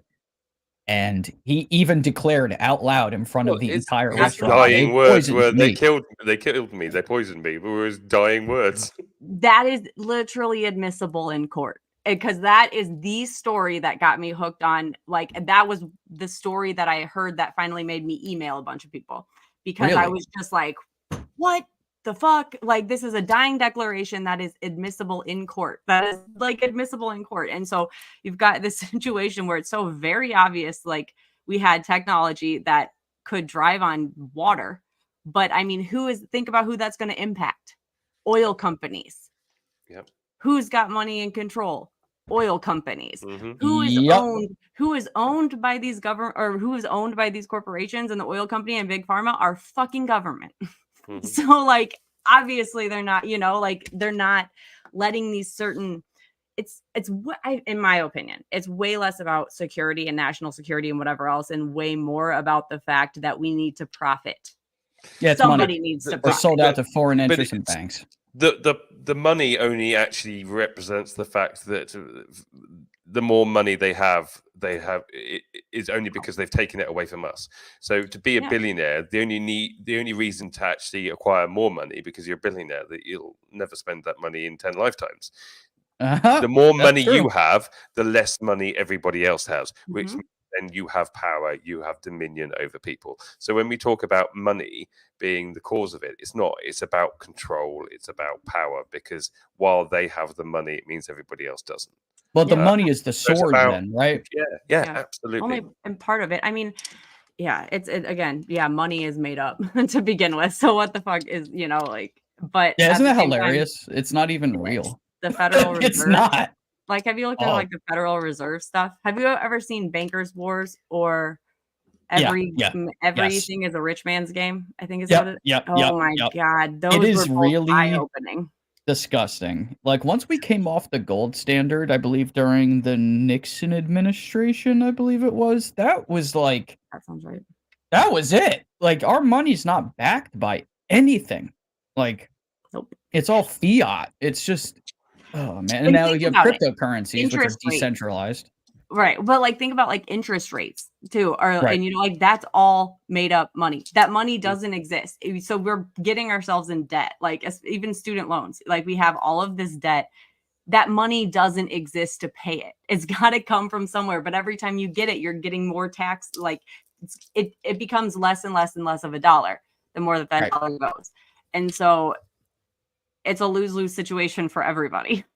Our system is completely broken at this point. I don't know how to fix it. But I think one of the ways we could start maybe getting to a better place is trying to treat each other better. That's a good start, right? Like the political divide is massive, and the UFO topic, honestly, is a good way to bring people together because it's not political. It doesn't cater to right or left, right? Like we saw government officials at some of these hearings who on a typical regular day would be like essentially spitting at each other, standing shoulder to shoulder and working together on this issue. And I'm like, you know what? If this is going to get politicized to any degree, that's what I hope it looks like. And we did see some of that, which is enlightening.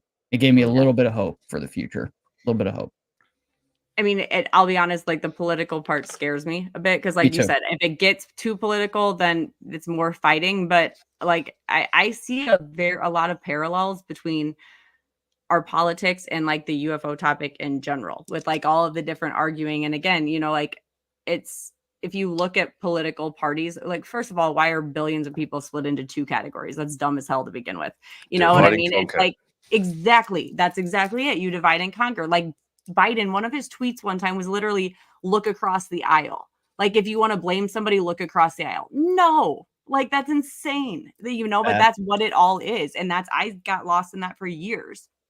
And it's sad, but it's upsetting coming from both sides too. It's like I can literally pull up a million quotes from anybody on any side that I don't agree with, right? And then the ones I do agree with, I really have to go looking for. Like, it's not good to, you know, categorize people like that. Like, oh, the radical left or, you know, the MAGA this and all. It's like, well, wait a second, man. Wait, hold on.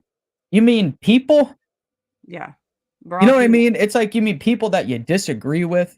Like, that's why I don't use those types of terms. Like, I don't say, oh, a MAGA Republican or, oh, a radical left, whatever. Like, it's just, I've unplugged from politics pretty hard. Like, I'm very aware of it, even passionate about it, I could say. And there are things that I feel.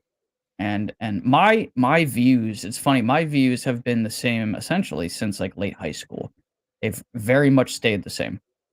In certain areas, there's been little changes here and there, which is normal. Everybody has the right, and there's a good chance they're going to change their mind as they, get older. But I noticed that, like, for 5 years, I would be called like whatever, and then 5 years later, I was a different name, and I'm like, well, wait a second.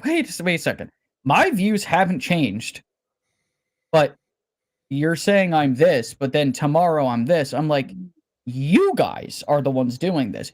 There's this like invisible political clock that they keep turning where for 10 years, you're going to be called like a libertarian. And then like 10 years later, now you're like a right-wing conspiracy theorist. And then 10 years later, you're the shit. You're what's hip in the world right now, right? Like they're the ones doing it. They're spinning the wheel. You know, it's weird. I'm like, well, wait a second. You know, a communist is a communist is a communist. It hasn't changed. Why are they doing that? And I'm like, well, I think it's because they need to keep everybody arguing with each other. Because when people are fighting with each other, that is an opportunity for someone to come in and play the savior, or at least disguise yourself as being the savior. You come in, it's problem, reaction, solution, right? Like I've seen it in history so many times. I'm a history buff. Like I've watched this happen. You know, the parallels with some of the things going on in Europe prior to World War II, even earlier, are frightening. I've seen it before. And we fall into it, though. We fall into the trap. Like, if everybody was on the same wavelength, the arguing about Trump and Biden and all, that wouldn't be happening. They're both We would all be broke. standing alongside each other, pointing the fingers at the government like, you're the fucking problem. Yeah, like That's what would be happening. change. Something needs to change because it's not working. And yeah, you're exactly right. It's not working. But it's easier to not only like distract, but kick it down the road. Kick the can down the road. Like that's a really good way of putting it. Yeah, like we don't have to. None of our shit's getting fixed because we're still arguing about it for like we have been for the last 10 years about everything, and then they bury it with something new. And there's just like with the wars going on right now, that's all a huge thing. It's and frightening. Of course it is. But World War III's trending like every day. And then there was a news article that my friend showed me out of the UK where they were talking about, a potential future conflict with Russia where they would likely have to instill a draft. I'm like, why are you guys even talking about this right now? What the fuck? Interesting. Because we were just talking about, okay, and this is last type of thing. But again, this like political stuff from a more liberal, because I got called snowflake all the time, like that side of the thing. Like the whole border situation was like, like Trump in the wall and everything else to people who leaned liberal, like it was posed as like this threat, like to just treating humans kindly, whereas that's not what it's about. And so and I were just talking about this more, and there's like seems to be a lot of things going on with the border, a lot of people like coming in, and I was just talking about like it's intentional, like I feel like everything that our government does is intentional. So the fact that they're letting this happen right now, the fact that it's not getting as discussed as in mainstream media now as it was when Trump was involved and everything else, like why are they doing this? So it's interesting because one of the things I brought up was like maybe it's related to like drafting or like having more bodies here to use. Why are the majority of immigrants coming into countries like the UK and the US are fighting age men, not women and children? Yes, exactly. I didn't even think of that. Yeah, well, but a lot of what they're saying, a lot of what we've been reading about is like how it's more about like what are they setting up for? Because there was stuff like that, like before 9/11, and they go down that conspiracy hole. Like they knew about it. Man. There's been people warning, like, why is this happening? So I don't know. There is literally hundreds and hundreds and hundreds of hotels all across the UK that are filled with fighting age men that are immigrants from other countries. So we say, oh, they're all fleeing their countries and everything like that. Well, it's not women and children. You look at the dinghies coming over from France and arriving on the shores in the UK. It's not filled with women and children. So it's really filled with fighting age men. Yeah, young men. Johnny was saying, I know people that run hotels that that are paid by the government to put these people up, and they've received packages from the MOD that they're not allowed to open, and it has to wait for somebody else to come along and they speak to. This shit is happening. Mm-hmm. Why are illegal immigrants being put up in hotels around London, around the UK, and why the hell are they getting packages from the MOD Ministry? And why are they fighting age men? And why are they fighting? Where are the women?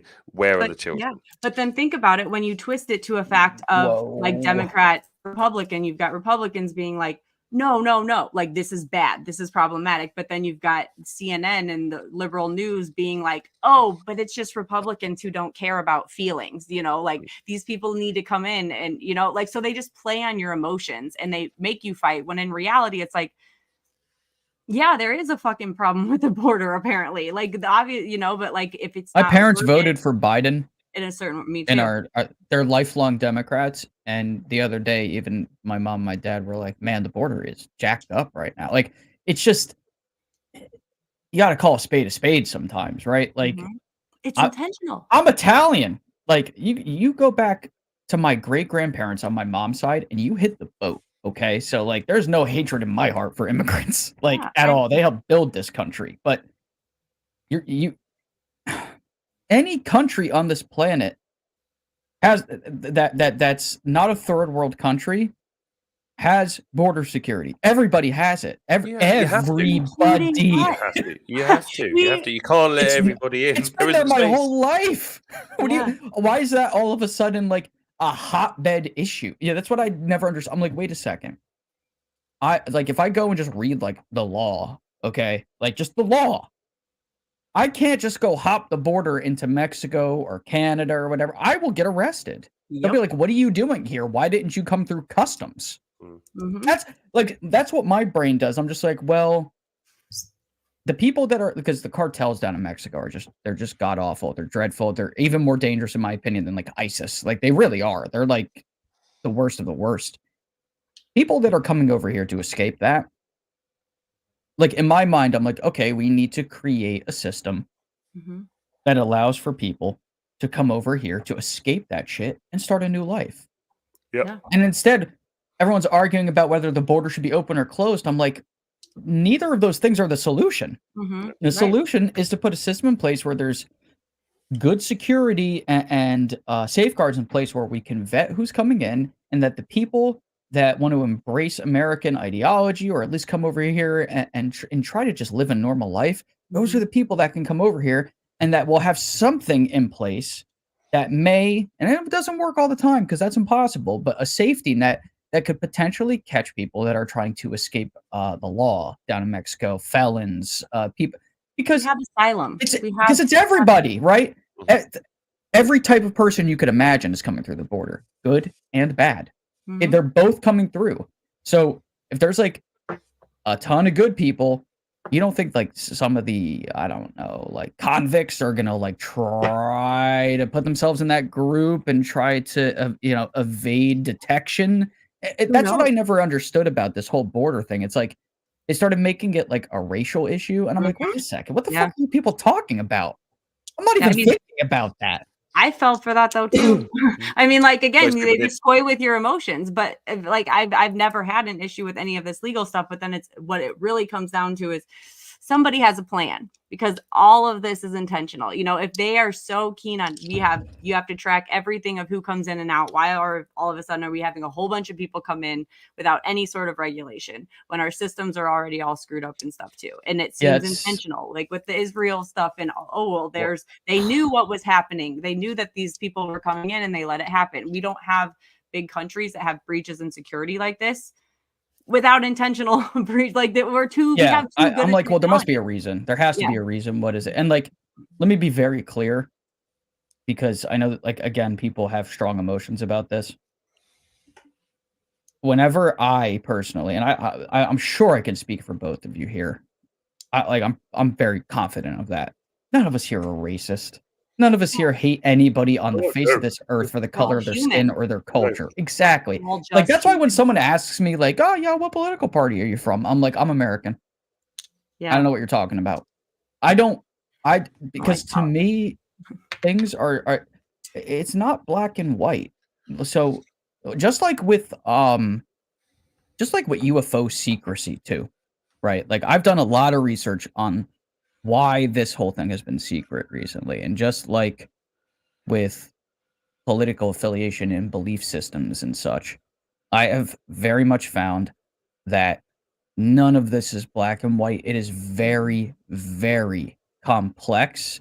It's very nuanced. Like, Republican doesn't describe somebody properly. Democrat doesn't describe somebody properly. Like, your better question is what do you believe in? What drives your passion? What fuels your spirit? What's in your heart? What do you want for yourself and other people?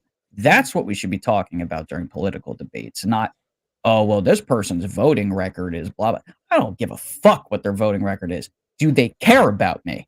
That's it, right? Yeah. Like, and same thing with UFO secrecy, that people's perspectives will definitely change when they come to terms with the idea that some of the secret keepers and some of the reasons why this is covered up were done with good intentions. I do believe that.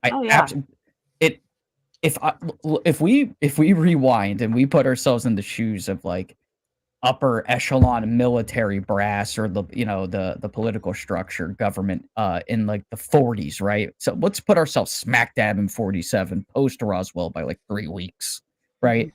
What would we have done? Yeah. Would we have called all the newspapers? Probably not. We would probably try to figure out what the hell we had on our hands first, and then weigh the issue, which is what they did. Yeah.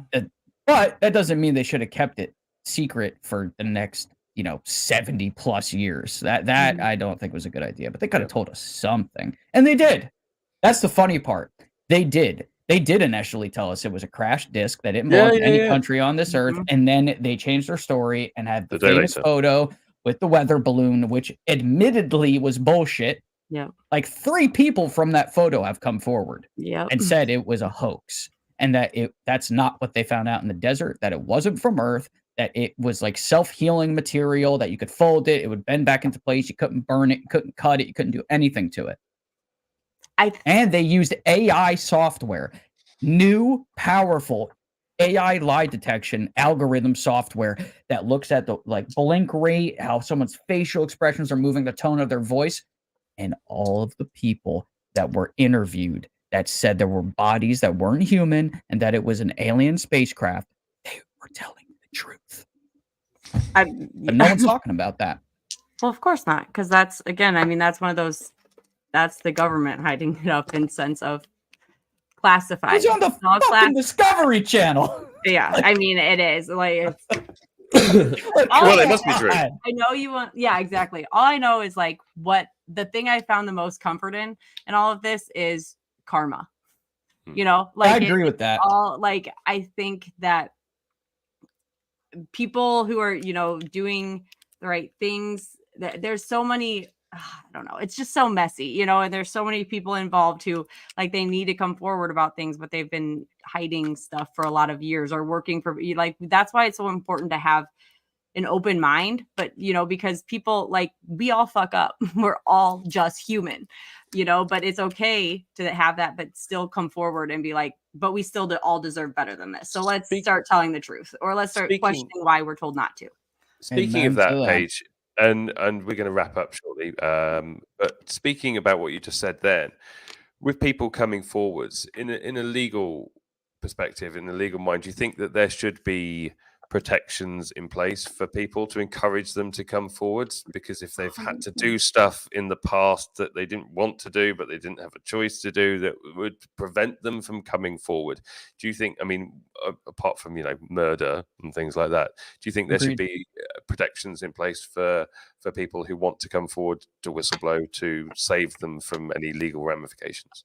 I do absolutely think so. I think that, and I mean, to be honest, I think that I'm not opposed to murder being included in that, because you think about how deep this stuff runs and what these people who have to prevent more.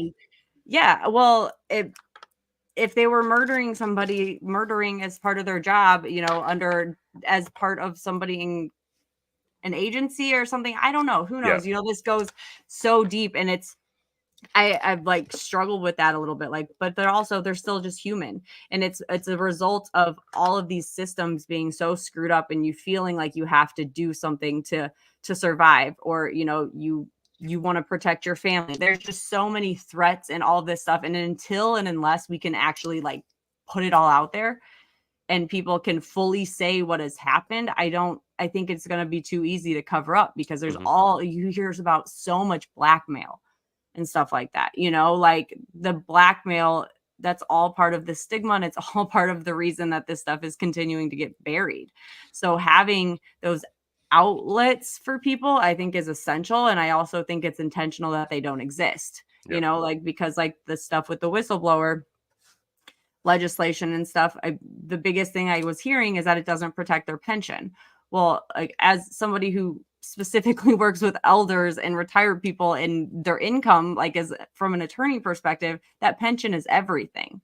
If you are the only, if your only source of retirement income is your government pension, and you're getting threatened with that getting stripped away from you if you come forward as a whistleblower, even though it's under this law, you're allowed to come forward, but you lose your pension, what the hell are you going to do? You don't get Social Security if you're on a government pension. You don't have money. You're dead in the water. Yeah, exactly. So it's not really an easy way for them to come forward. And again, I think that's all intentional, because if it came forward, what would we find out was actually going on? A whole lot of years of a whole lot of cover up. And I've said this in the past, our country in particular, when we're backed into a corner, feel like we don't have a history of coming up forward and being like, oh yeah, we screwed up. Yeah, we should fix it. What we do is bomb somebody else or fake another attack or something. Like, you know what I mean? Like, we need to stop doing that.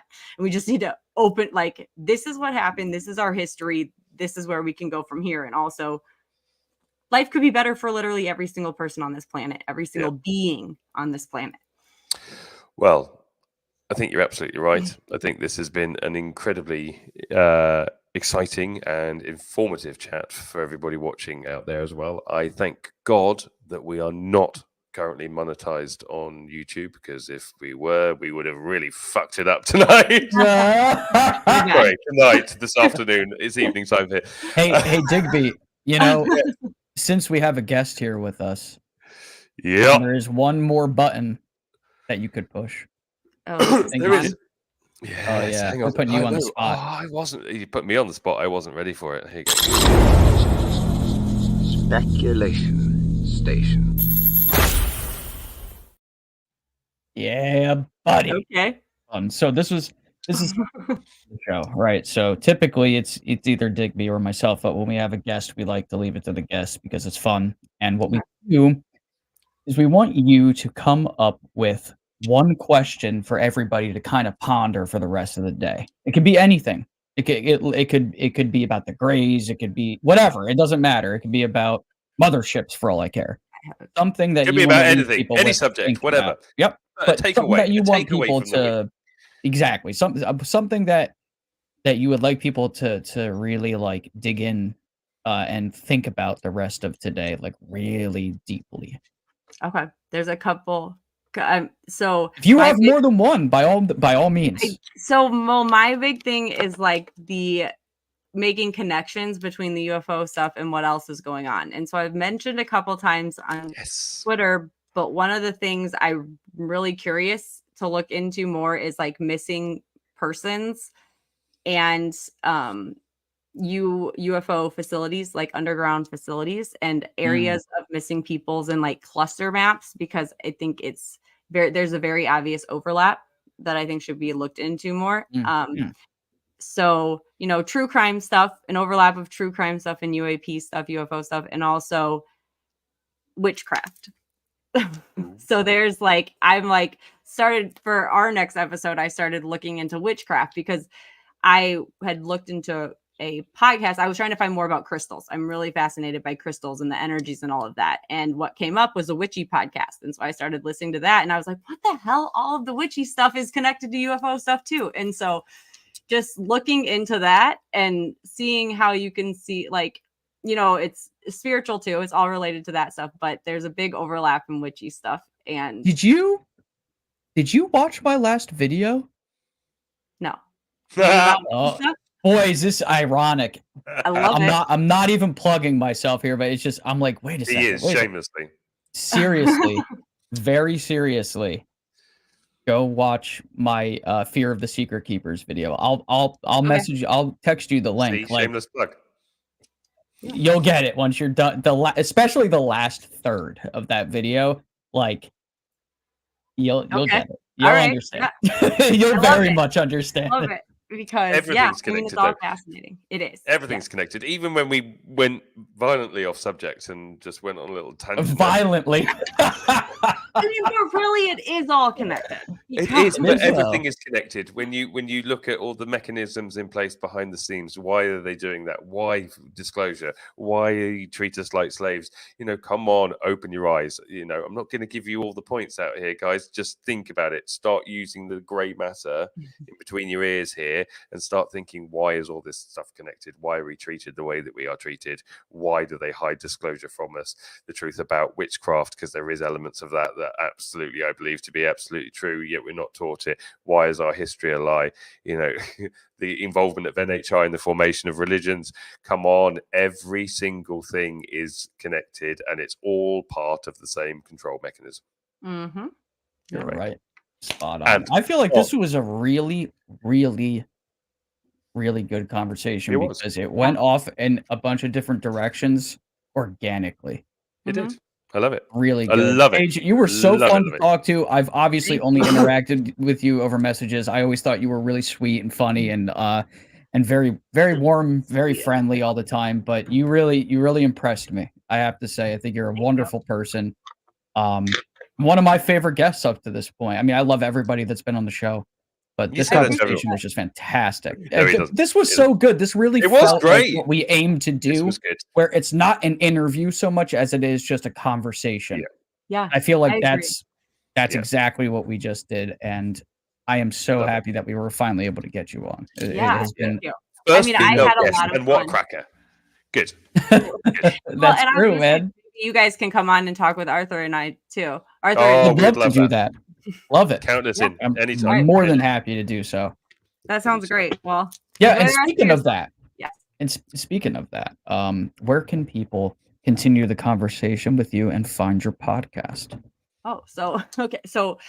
Oh damn it, Arthur! I wish you were here. On YouTube, he's been like I was all on board for recording, but I kind of said like I have time to record, but you handle the rest of it. So we're on YouTube. I know that. I can send more follow-up stuff. It's called Truth Coalition. Truth Coalition. Love that. Coalition. Yeah. And Arthur's name, so everybody can look him up on X. I'll post it. His username, it's Arthur Preston, but his username is like Excalibur or something. If not, I think if people look at your page, you've shared quite a bit of it, haven't you? Yeah. So they can find it on there. Yeah. And I can send all that stuff too. Fantastic. Well, we will be listening and subscribing, of course. But from me and Tom, and for this week from Paige as well, thank you for joining the Unidentified Anomalous Podcast. And you must come back and join us next week where you get to watch me being hypnotized. Yes. Definitely. Happy Sunday. Cheers, guys. Take care.